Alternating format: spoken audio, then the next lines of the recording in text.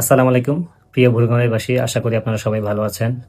আর ভালো থাকারই কথা, কারণটা হচ্ছে আজকে আমাদের ভুরুঙ্গামারীতে বহুল আকাঙ্ক্ষিত আমাদের যে একটা দাবি ছিল, প্রাণের দাবি ছিল, সেটা হচ্ছে মেল বাস সার্ভিস। অনেকের কষ্ট হয়, বিশেষ করে আমাদের ভোরগাঁও থেকে রংপুর পর্যন্ত যে মেল সার্ভিস ইতিপূর্বে এক সময় চালু ছিল আমরা জানতে পেরেছিলাম, কিন্তু এটা মাঝখানে বন্ধ ছিল দীর্ঘদিন। তো পরবর্তীতে আমাদের সেটা চালু হয়েছে, এজন্য আমরা সবাই খুশি ভোরগাঁওবাসীরা। কিন্তু এখানে একটা বিষয় হচ্ছে, সেটা হচ্ছে ভোরগাঁওতে মেল বাস সার্ভিস চালু করার জন্য আমরা বিশেষ করে বৈষম্যবিরোধী ছাত্র আন্দোলন আমরা ইতিমধ্যে অনেক সভা সেমিনার, বিশেষ করে বিভিন্ন মত বিনিময় সভা বিভিন্ন জায়গাতে বারবার তুলে ধরার চেষ্টা করেছিলাম যে আমাদের ভোরগাঁওতে মেল সার্ভিস চালু করতে হবে। এখানে আমাদের অনেকগুলো দাবি ছিল, তার মধ্যে অন্যতম দাবি ছিল এটা যে মেল বাস সার্ভিস চালু করতে হবে। এই জন্য আমাদের বৈষম্যবিরোধী ছাত্র আন্দোলনের সিনিয়র যুগ্ম আহ্বায়ক ইয়াকুব রহমান শ্রাবণ সহ, তার মধ্যে লায়ন সহ অনেকেই আমরা প্রত্যেকটা মিটিংয়ে এই বিষয়টা উপস্থাপনা করার চেষ্টা করেছিলাম।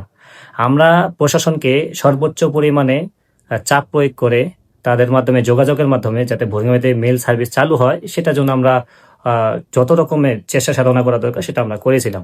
আমরা যখন মেল সার্ভিস চালু করার ব্যাপারে আমরা প্রত্যেকটা প্রোগ্রামে, বিভিন্ন মতবিনিময় সভাতে, বিভিন্ন জায়গাতে যখন প্রশাসনকে আমরা চাপ দিচ্ছিলাম, আমরা এই বিষয়টা তুলে আনার চেষ্টা করতেছিলাম যে আমাদের এই দাবিটা পূরণ করার জন্য। তখন অনেকেই দেখেছি যে আমাদের এই দাবিটা বারবার তুলে আনার জন্য অনেকেই দেখা যাচ্ছে যে বিরক্ত হয়ে যেতেন, যে প্রত্যেকটা প্রোগ্রামে আমরা, প্রত্যেকটা জায়গাতে আমরা এই বিষয়টা দাবি করতেছি, আমরা এটা চাপ প্রয়োগ করতেছি, এটা অনেকে ভালোভাবে নেয় নাই।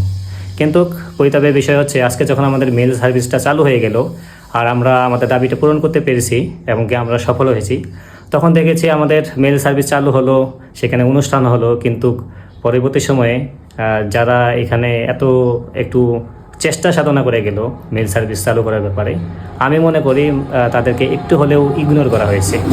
যেটা আমরা ছোট মানুষ, আমাদের এই ক্ষেত্রে যারা বৈষম্যবিরোধীতে আছে তারা সবাই অনেকেই ছোট, কিন্তু তাদের একটা মনের একটা আকাঙ্ক্ষা থাকে, আশা থাকে যে আমরা যেটার জন্য পরিশ্রম করব সেখানে যদি আমরা একটু উপভোগ করতে পারি, যে সেখানে আমরা দল মত নির্বিশেষে সবাই যদি আমরা এই যাত্রাটাকে আমরা উপভোগ করতে পারি, তাহলে আমাদের জন্য অনেক ভালো হতো।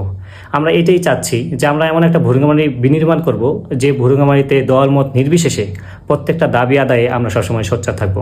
বিশেষ করে সকলের দাবি হচ্ছে যে ভুরুঙ্গামারিতে আমরা একটা ফায়ার সার্ভিস আমরা চালু করতে চাই। আমাদের ভুরুঙ্গামারিতে ফায়ার সার্ভিস নাই। আমাদের কোনো দুর্ঘটনা ঘটলে, কোনো বাড়িতে, কোনো অফিসে, কোনো জায়গাতে, কোনো দোকানপাটে যদি দুর্ঘটনা ঘটে আগুনে, তখন আমরা দেখা যাচ্ছে আমাদের সেই নাগেশ্বরী থেকে আমাদের ফায়ার সার্ভিস ডাকতে হয়। কিন্তু আমাদের ভুরুঙ্গামারিতে আমাদের প্রথম দাবিগুলো আছে, তার মধ্যে ফায়ার সার্ভিসটা একটা অন্যতম। আমরা এই দাবিটাও ইনশাল্লাহ পূরণ করার চেষ্টা করব এবং এটার জন্য যত রকমের চাপ সৃষ্টি করা দরকার, যত জায়গায় আমাদের যোগাযোগ করা দরকার।